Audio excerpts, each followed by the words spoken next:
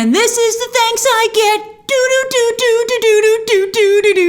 Do. That's right. Any movie that sends you leaving the theater singing is A-okay in my book. Not perfect, but I had a darn good time. I love that song. I was singing it all the way home from the screening. I'm still singing it, as you can see. And this song and I have a complicated history.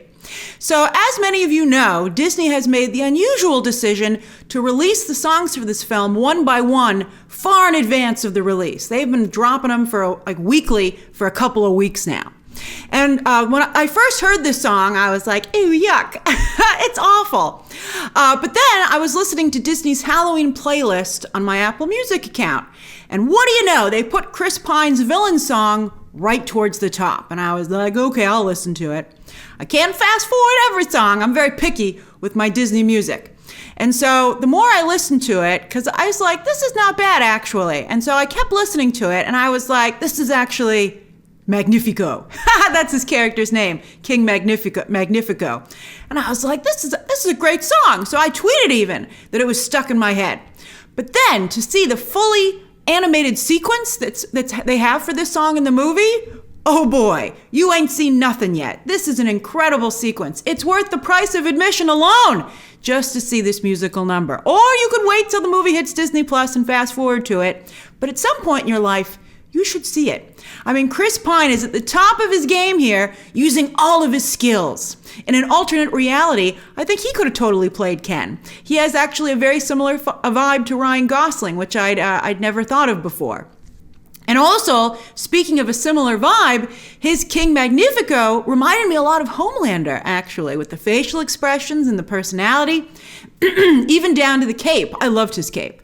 So it's really interesting. Now, there's also a revolutionary style song, Knowing What I Know Now, which I hadn't heard prior to the film. And it's surprisingly good. It also is so weird for a Disney movie. We'll talk about it a little bit. But I have to say, that song is also indicative of one of the big problems with the film. So yeah, I get this RT score. I'm giving it a freshie because I really like that song and I had a nice time watching it. But I understand this score. So I'm going to break down why this movie actually doesn't work. These notes should be given early on in the process. These things are so easy to fix. It's so crazy to be giving such extensive notes on a completed film, although I don't really feel that it feels complete. And also then I'm going to explain why I had a good time watching it, because I really did. Now usually I start with the good to try to be positive, but I'm going to start with the bad because these problems are undeniable. And this Rotten Tomatoes score is such a shocker for Disney Animation. I mean, two of their recent films, which I thought were awful, Strange World and Ralph Breaks the Internet, have fresh tomatoes. I mean, I really dislike both those movies. And this film is far better than that. All right. Those movies might have been okay with the first. I mean, I did not like Strange World first time I saw it. Ralph Breaks the Internet, I wanted to like it so bad because I love the first movie so much. But yeah, it's not good. All right, so what's the bad with Wish? Well, questioning authority and rebelling against authority figures, while an important message, I think is really more appropriate for young adult stories. And Disney Animation is really all ages entertainment. I think this concept is just too complex for little kids. So I question why you would put it in a movie that is, after I saw the movie in the Village, right? And after I left the movie, I was looking around and I was like, I bet a lot of people here would love this movie. But then I was like, but I don't think any of them would have any interest in going to see the new Disney animated movie for Thanksgiving weekend. So I really feel like Jennifer Lee and Disney Animation today don't understand who their core audience is, who are like going to show up to this movie because it's Disney Animation. And I don't think they've went far enough on the other end of the spectrum with Rebellion and all that stuff to maybe get other people who normally wouldn't go to check it out, right? They're like, oh, you're teaching kids about Rebellion? That's great. I don't want to personally see it, but good for you. And that Disney Animation's primary goal is to get you to watch this movie. So, like with little children, I wonder, can they tell the difference between simply not liking an order and feeling that that order is morally questionable? Like, I think some parents and teachers are going to find themselves in a little bit of a difficult situation after watching this movie. Bedtime? I think not. And you'll be like, aw, man. All right, so I guess it could lead to some teachable moments. I also think the story, which again, current head of Disney Animation and the driving force behind Frozen, Jennifer Lee, has taken the lead. I feel that the story is not just unfocused, but sloppy in its commentary. For instance, is the Kingdom of Rosas supposed to be the United States? I kind of got that feeling with everybody immigrating there. And it's supposed to be the land of opportunity, right? But then what are they trying to say by having the subjects of Rosas voluntarily give up their wishes at the age of 18 in the hopes of having them magically granted? Not only is it odd that nobody has ever opted out of this before, I mean, some people's dreams are more achievable than others. So you'd be like, that's okay, King Magnifico. I think I can accomplish this one on my own, right? So I thought that was a little bit weird. But I feel that this movie might make some people feel bad and some others angry, and that it's somewhat accusatory of the general public. One thing that you learn in comedy, I learned it, and I think a lot of people do, is that audience passions can inflame very quickly, and they are more likely to assume that they are the butt of a joke than in on that joke, which I find fascinating, right? But it's a very true thing. So you have to word things extremely carefully. And this movie does not do that. You know, that might explain some people's reactions to recent films as well. It always surprises me, and it's important to remind yourself of that. It's really, really an interesting thing about like the human psyche. So I'm like, I think you might make people sad and angry with this movie to a degree. So be prepared.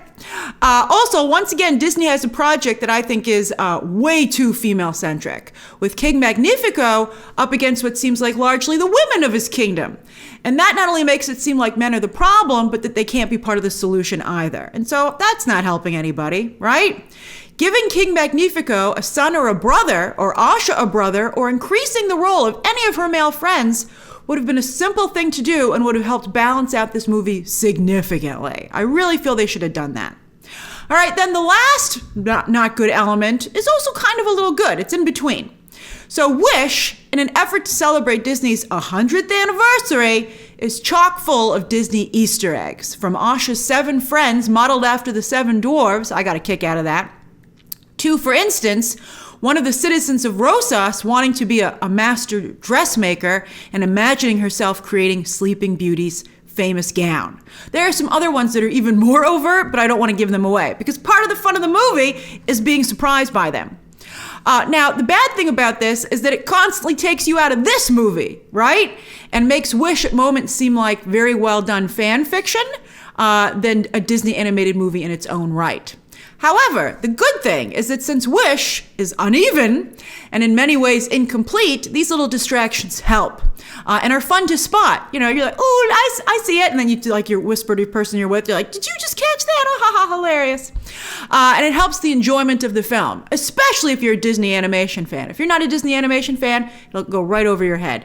But I mean, I got a kick out of it. So what do I mean by incomplete? Well, as I said, the story is unfocused and sloppy, trying to do way too much in just 95 minutes and is an all-ages movie. The strokes are so broad that it seems more like a sketch, which is ironic because that's the style of animation they've chosen to go with for Wish.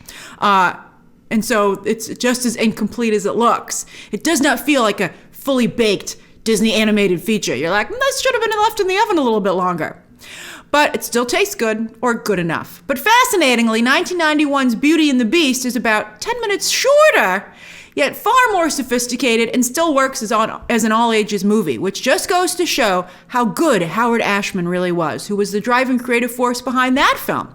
He worked on other movies too, before he tragically died from AIDS. Such a sad story. Howard Ashman doesn't get enough credit for what he did for Disney animation. He kickstarted the Disney animation renaissance, and while he worked on The Little Mermaid, and he also contributed to Aladdin right before he passed away, I think Beauty and the Beast is the film that he saw through from beginning to end, even though he was already sick at that point. And also, I think where he was truly allowed to do what he wanted. You know, Little Mermaid was his first movie, so you know there's still a little bit of oversight there. But he really. And he didn't technically write Beauty and the Beast, but he made a lot of changes to it. And I think you can tell from some of Linda Wolverton's later works that, yeah, Howard Ashman was an important ingredient. All right, now let's, Howard Ashman. All right, so now, what a great guy. Watch the documentary about him on Disney+. All right, now let's talk about the good stuff. Chris Pine's King Magnifico. I am a huge Chris Pine fan. Love that guy. And as I said, this role combines all of his talents: comedic, dramatic, and singing. He's also extremely well animated, this character. Great. And also, as I said, shades of Homelander. I think he's an excellent addition to the Disney villains pantheon. Maybe not top tier, but certainly as good as Mother Gothel and Dr. Facilier, who, by the way, also have excellent villain songs. He's the perfect character for Oogie Boogie Bash at Disneyland. I can already see it. I'm like, you guys got to do this. And that that Halloween event specializes in quirky adult fan favorite characters. He's perfect for that. And with so many unanswered questions about him still swirling at the end of the film, I think audiences will be eager to see him again.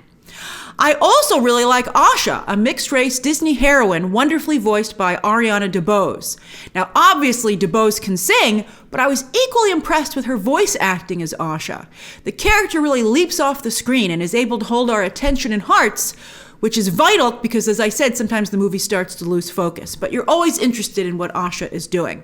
They're a great 1-2 punch. Very, very good. And then I can't believe it, I also ended up liking Alan Tudyk as Valentino the Goat, even though he's using his Clayface voice from Harley Quinn. I'm upset that he's recycling a voice, and I also have come to not like that character, so I was like, I don't think I can take it. But I actually love the character. The character has lines that are just too funny and too good, and again, also very well animated, particularly with facial expressions. So I love the guy. And then Star. This is also a fantastic character who I can definitely see being used by Disney beyond the movie as more of a modern alternative to Tinkerbell. Although, Tinkerbell, I don't know. I love Tinkerbell coming out to do things, but I think it would be nice maybe to change it up now and then and, with a new character. And I think Star is perfect for that. And again, extremely well animated. But that's it in terms of good characters. Asha's group of friends is okay.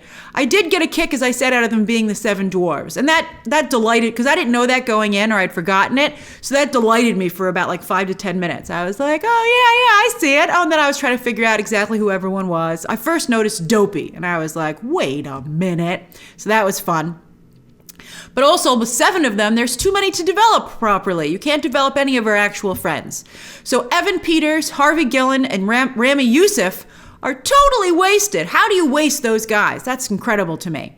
And while it's admirable that Jennifer Kumiyama's Doc is disabled, nothing is done with that. It's just there. And I think this is all a perfect example of how Disney tries so hard to check all the boxes at once that it makes their efforts totally meaningless in the end. But we're talking about the good, as I said. The different style of animation, while I thought that was off-putting in the trailers, it didn't bother me because, honestly, after a few minutes, I didn't even notice it anymore. I also think that nobody does fairy tales like Disney, so it was really nice to be in the Kingdom of Rosas, from the main city to the woods that surround it, on its island. For a kingdom on an island, a pretty small island, there's really no interaction with the water, which I guess is because of King Magnifico's isolationist policies. And again, this is something where the movie does not dot its I's or cross its T's. And that's a little frustrating, but whatever. That's a good song. I had a good time. The rest of the songs, as I said, are, they're pretty good, and I didn't dislike any of them. But again, my 2 favorites are This Is the Thanks I Get, which I think is up there with the best of Disney animated songs. Love that. It's, just like, I think Mother Gothel, so it goes for me, Mother Gothel's song, all right? Then Dr. Facilier's Friends on the Other Side. And then I think this is probably tied with that, but it's new to me, so I'm like, this is my jam right now. But those are both great songs.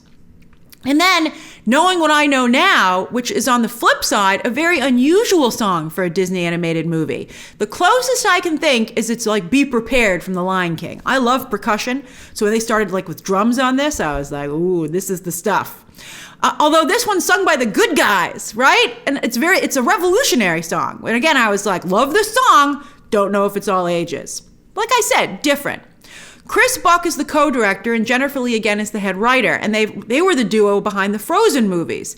And Wish in many ways is very similar to Frozen. And interestingly, I think you can kind of see what Frozen might have been like if the strength of the Lopez's song Let It Go hadn't forced that movie to be pulled into focus, with Lee and Buck totally overhauling that movie at the last minute, clearly for the better.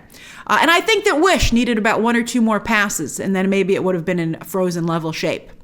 So yeah, I totally see all the problems with Wish, but I still had a nice time watching it, especially as a Disney animation fan. And as I said, it's far better than Strange World and Ralph Breaks the Internet.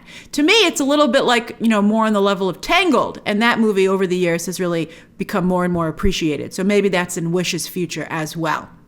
And I think I would genuinely like to see it one more time, either in theaters or on Disney Plus.